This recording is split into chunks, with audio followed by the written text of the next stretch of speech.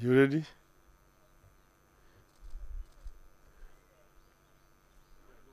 Well, ladies and gentlemen of the press, we have a visitor here today who does not need introduction. You know him.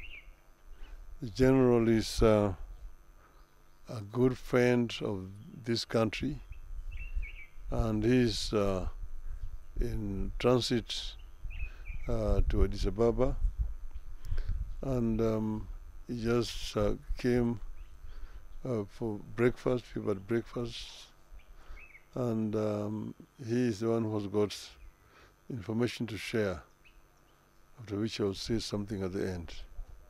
So the general, the floor is here. Karibu. Thank you very much, brother. Well,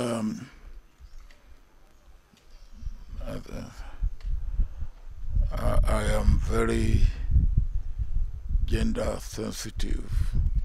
So when they say gentlemen of the press, I say ladies and gentlemen of the press. Because here is my sister. It's not a gentleman, it's a lady. And so I think the beginning is to look at our situation in Africa, or in fact, start on the broadest plane. Look at the situation in the world today. The other day, somebody told me that there are 67 wars that are being fought in the world today. 67 wars. There's so much uncertainty. There's so much insecurity. There's so much instability. There's so much unpredictability in the world. And when you bring it nearer home, Africa, in all these, Africa is victimized because we get the wrong end of the stick all the time. So what can we do? I believe that one instrument that we have in Africa that we can use to our advantage at the community level, at the local level, at the national level, at the continental level, is our continental organization, the AU. And the AU, if it will serve the purpose that is meant to serve, it requires the right person at the right time. And this is a time that we in Africa, and working with the rest of the world, we need to get AU to be what it should be.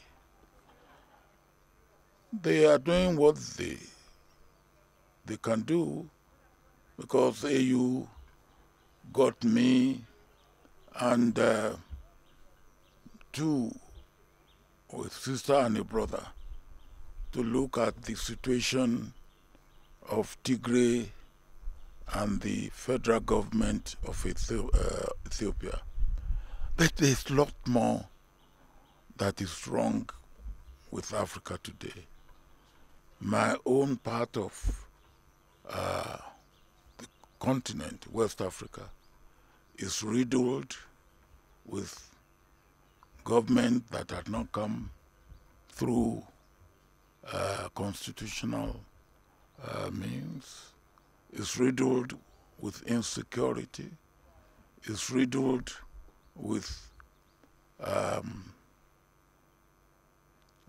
poverty, unemployment, and you can say similar thing even for this part of Africa. So if in less than a year there should be a change of button at the AU level, maybe some of us should take it upon ourselves to assist our incumbent leaders to make sure that we look and search and advise. And so part of my visit was really three. One,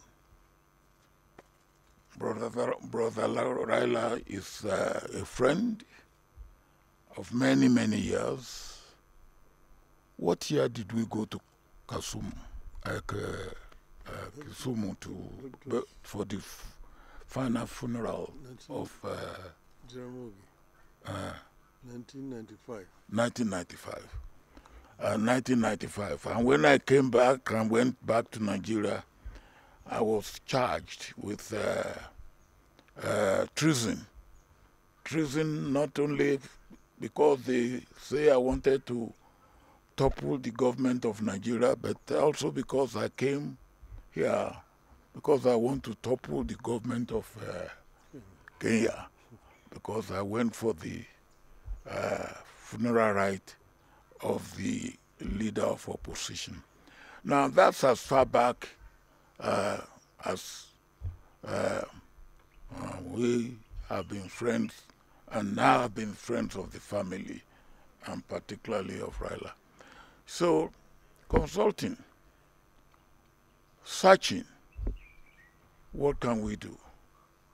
And consulting. Second thing is that not too long ago, I was here with the President of the Republic, President Ruto, and Raila. And we went to Mombasa. Yes.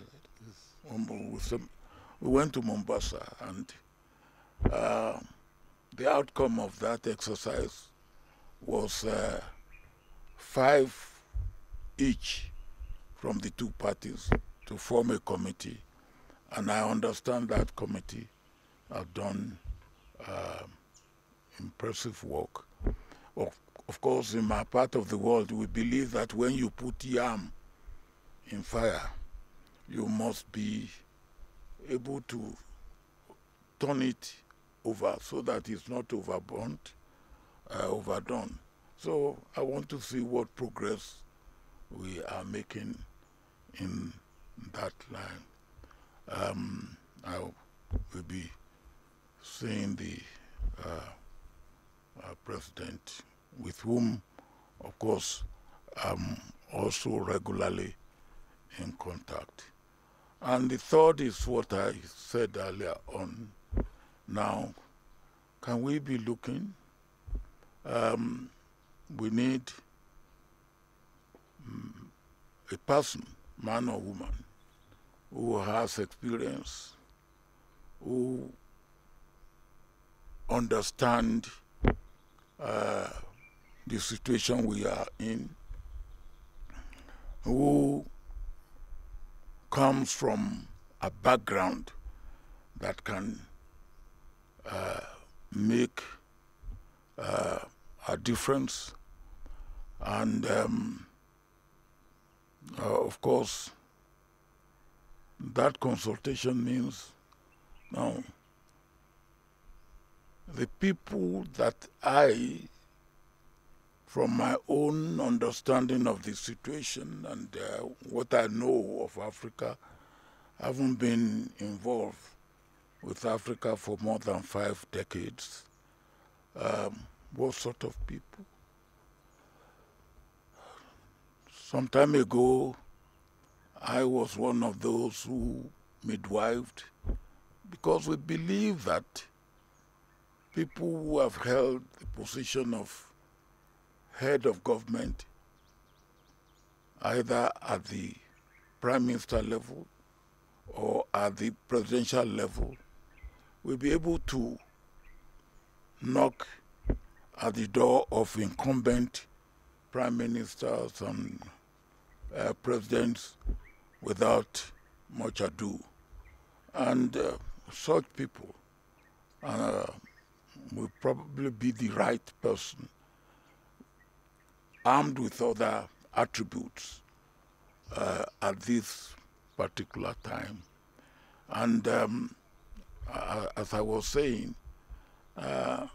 we midwife Konare in some years back, and maybe at this time we should be looking at that sort of. But whoever we look for must come from a country that is not of extreme in any sense, and where there are no much antagonism against such country. Then when you look at those who have held that position before, I believe strictly it should be the turn of East Africa. Not too long ago we had Southern Africa.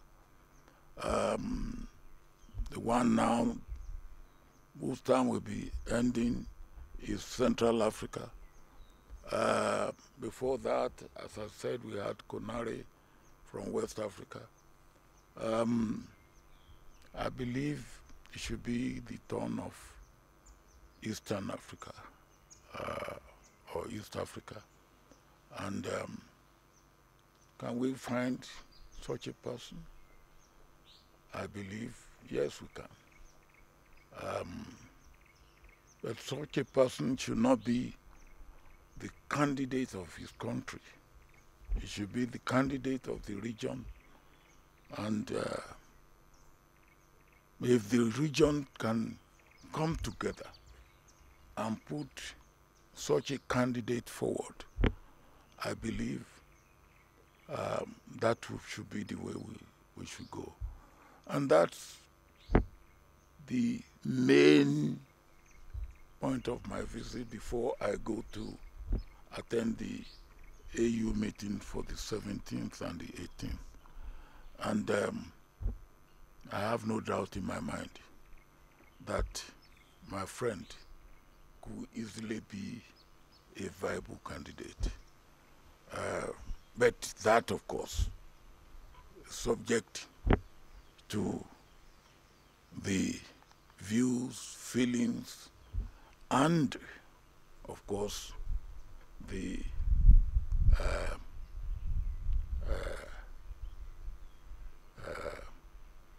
position and the presentation of our leaders in the East African sub-region.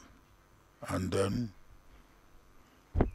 then if the region puts a candidate forward, I believe the rest of the continent will go along with that. That's what I am consulting about. That's what I am working at, and I hope and pray that God will help us. Africa needs to stand up and stand up firmly. There's so much at stake in Africa today that we need to get it right. Thank you.